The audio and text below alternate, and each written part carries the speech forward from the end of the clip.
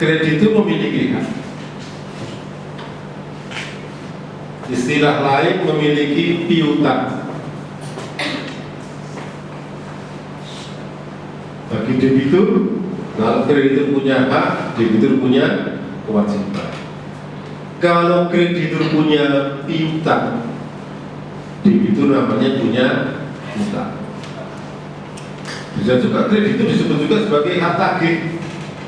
Sedangkan debitur orang yang tagihan, bisa ditagih. Dan bahasa Belandanya hak piutang tagih ini disebut dengan istilah vordering. Sedangkan dari sisi debitur, dia memiliki kewajiban, memiliki utang yang disebut dengan istilah sker. Ada vordering, ada sker, ada hak, ada kewajiban. Ini isinya perikatan pokok, hanya hak dan kewajiban. Kalau debitur buat prestasi, bisa menjadi masuk ranah perbuatan melawan hukum, bisa juga masuk ranah prestasi, tergantung perikatan pokok ini lahir dari undang-undang atau perikatan pokok yang lahir dari perjanjian. Nah, undang-undang masih memberikan perlindungan kepada kreditur ketika berhadapan dengan debitur yang berprestasi. Itu apa? Diaturlah tentang hukum jaminan yang melahirkan perikatan jaminan. Tapi dalam perikatan pokok, ada perikatan pokok yang lahir dari undang-undang, ada perikatan pokok yang lahir dari perjanjian. Begitu juga nanti dalam perikatan jaminan, ada perikatan jaminan yang lahir dari undang-undang, ada juga perikatan jaminan yang lahir dari perjanjian. Perikatan jaminan ini melahirkan apa kepada para pihak? Kepada kreditur, perikatan jaminan melahirkan suatu hak yang namanya hak verhal. Kepada debitur memberikan kewajiban yang namanya haftu. Hak verhal dan haftu. Apa itu hak verhal? Hak verhal secara umum dapat kita katakan merupakan hak seorang kreditur untuk menuntut penyitaan kekayaan debitur dan pada akhirnya untuk menjual kekayaan debitur tersebut guna mendapatkan pelunasan piutangnya kepada seorang debitur. Hak untuk melakukan penyitaan dan penjualan. Jadi bagaimana kreditur menyita kekayaan debitur? Ada aturannya, ada prosedurnya, ada langkah-langkahnya sehingga tidak melawan hukum. Bagaimana menjual kekayaan debitur? Itu juga diatur dalam hukum sehingga tidak terjadi yang namanya perbuatan melawan hukum. Tidak asal sita, tidak asal jual, tapi ada prosedurnya. Kalau penyitaan dan penjualan tidak sesuai dengan aturan hukum yang berlaku, krediturnya bisa dipersalahkan. Nah, inilah yang diatur dalam hukum jaminan, mengatur apa yang bisa dilakukan oleh seorang kreditur ketika berhadapan dengan debitur yang berprestasi. Dia bisa melakukan penyitaan dan penjualan kekayaan debitur, tetapi dilindungi oleh hukum asal prosedurnya, tata caranya dilakukan sesuai dengan aturan hukum yang berlaku. Di sisi lain, perikatan jaminan meletakkan kewajiban kepada diri debitur pemberi jaminan yang dinamakan haftu. Ada dua hukum, nanti akan kita lihat dalam prinsip-prinsip hukum jaminan. Tentunya ini berhadapan dengan hak verhal tadi. Kalau hak verhalnya adalah hak untuk menuntut penyitaan dan penjualan, maka hak itu secara singkat dapat kita katakan merupakan kewajiban debitur untuk menyediakan dan merelakan kekayaannya ketika suatu saat disita ataupun dijual. Kalau debitur memang nyata-nyata melakukan prestasi atau tidak bisa membayar kewajiban prestasi.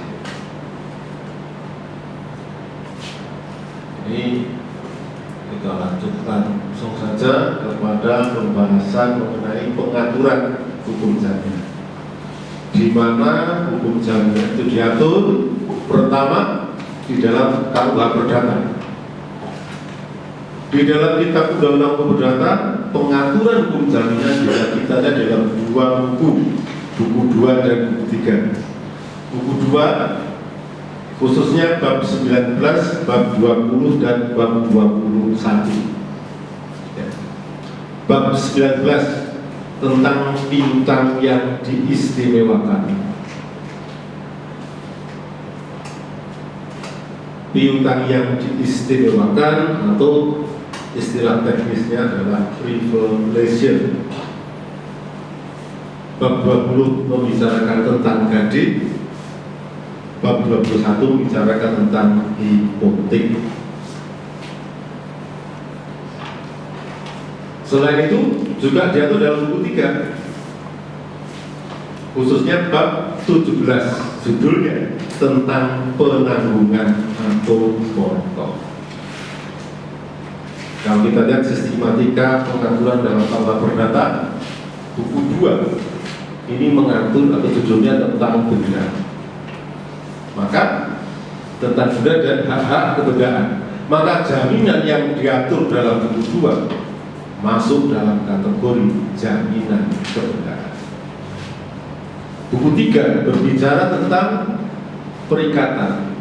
Perikatan melahirkan hak-hak perorangan, hubungan antara orang dengan orang, hubungan yang melahirkan kewajiban prestasi pada orang lain. Maka jaminan yang diatur dalam buku 3 menyangkut tentang jaminan perorangan. Jadi bedanya, aturan jaminan dalam buku 2 itu merupakan jaminan kebendaan, jaminan dalam buku 3 merupakan jaminan perorangan.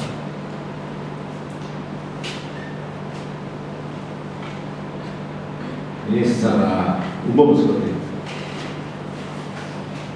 Di samping diatur di dalam Kitab Undang-Undang Hukum Perdata, dalam perkembangannya kemudian di Indonesia ini juga lahir hukum jaminan lain selain yang dari dalam KUH Perdata. Pertama dalam Undang-Undang Nomor 4 Tahun 96, ini mengatur tentang hak tanggungan. Hak tanggungan ini merupakan jaminan kebendaan yang objeknya adalah hak-hak atas tanah. Jaminan hak-hak atas tanah sebelum adanya undang-undang hak tanggungan ini menggunakan hipotek. Jadi dalam sistematika KUH Perdata, jaminan kebendaan itu hanya ada 2, gade dan hipotek. Gade untuk penjaminan benda bergerak, hipotek untuk penjaminan benda tidak bergerak.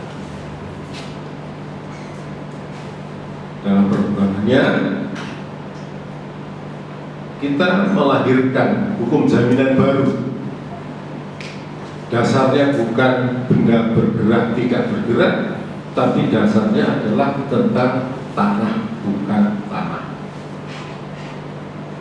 Jadi hak tanggungan ini khusus mengatur tentang jaminan yang objeknya adalah hak-hak atas tanah dan benda-benda lain yang merupakan satu kesatuan dengan tanah. Di samping itu ada lagi Undang-Undang Nomor 42 Tahun 99 yang mengatur tentang fidusia. Fidusia ini pada pokoknya objeknya benda bergerak. Dalam KUH Perdata juga ada jaminan benda bergerak itu gade. Tapi kemudian selain gade muncul lagi jaminan baru yang namanya fidusia. Jaminan fidusia ini sebetulnya lahir salah satunya adalah sebagai respon, sebagai akibat untuk mengatasi salah satu kelemahan jaminan gade. Nanti dalam gade itu salah satu syarat lahirnya atau sahnya jaminan gade harus ada yang namanya asas berkesterik. benda jaminan harus dikeluarkan dari kekuasaan debitur. Saya ralat ya, bukan teori negara berprestasi, tapi apa? Implicit standing. Implicit standing dalam kan itu ada asas namanya implicit standing. Benda gade harus dikeluarkan dari kekuasaan debitur atau pemberi gade. Seringkali orang membutuhkan pinjaman, tapi tidak bisa memberikan suatu benda bergerak tertentu, diserahkan kepada kreditur, dijadikan jaminan, karena benda itu sangat dibutuhkan oleh debitur, misalkan untuk kegiatan usaha. Maka salah satu solusi untuk melahirkan jaminan kebendaan atas benda bergerak yang tidak diikuti dengan penyerahan benda, maka lahirlah jaminan fidusia. Jadi fidusia dan gade sama-sama jaminan atas benda bergerak. Bedanya kalau gade diikuti dengan penyerahan benda, kalau fidusia tanpa diikuti penyerahan benda. Silakan. Selain hak tanggungan dan fidusia, ada lagi peraturan jaminan yang lain, yaitu yang diatur dalam Fatwa Dewan Syariah Nasional. Fatwa Dewan Syariah Nasional ini